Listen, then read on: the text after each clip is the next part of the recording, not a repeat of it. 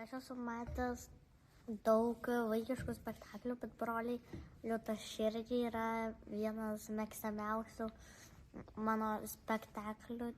Ir man patiko ten kaip visi personažai, bet labiausiai tai man patiko tas skrebutis. Ir man tas spektaklis patiko dėl to, kad man patiko, kai vaidino ir man patiko tą spektaklio istorija. Ir dar man patiko, kai ten į mūsų dūmą ėjo. Tai labas, mes esam Matas ir Karolis ir mes esam broliai Liūtaširdžiai. Taip, ir šiandien sveikiname su jumis nuo Jaunimo teatro didžiosios scenos, kur matai, kaip tik vyksta demontažas. Ką tik baigiamą vaidinti spektaklį, turime vieną iš savo fanų. Taip, kurio mėgstamiausias personažas yra Tengilis. Du mėgstamiausi, Tengilis ir Drakonas. Taip. Tai mes truputį norim papasakoti apie šitą spektaklį. Šitas spektaklis prasidėjo gana senokai jau. 2018 metais, mes pradėjome repetuoti 2017 metų rudenį žiemą ir 18 metų sausį išleidom. Tai šitam spektakliui yra 8 metai. Taip.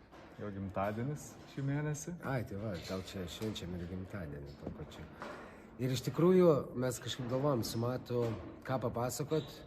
Ir supratom, kad šitas spektaklis mums atnešė svarbiausią dalyką pasaulyje, tai draugystę.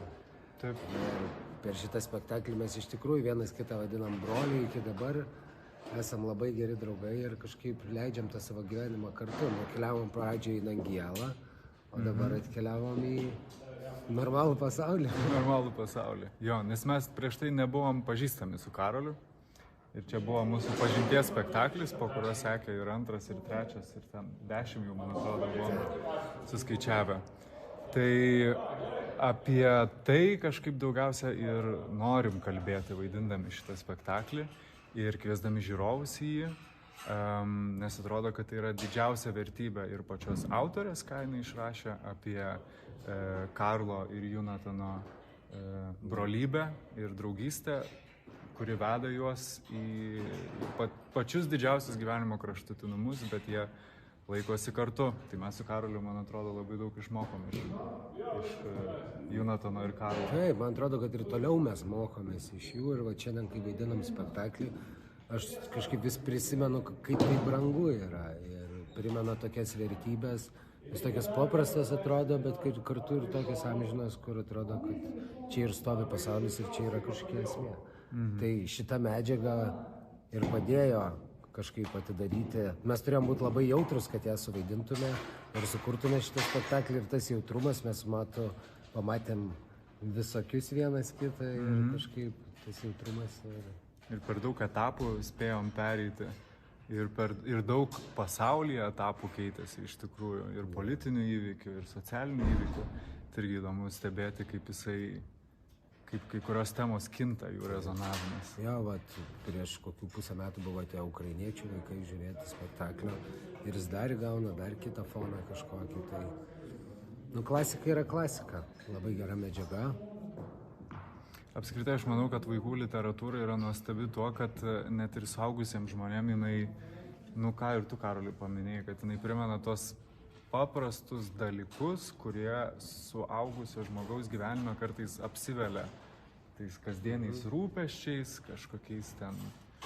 Ir kartais jo pamirštam tiesiog esmę.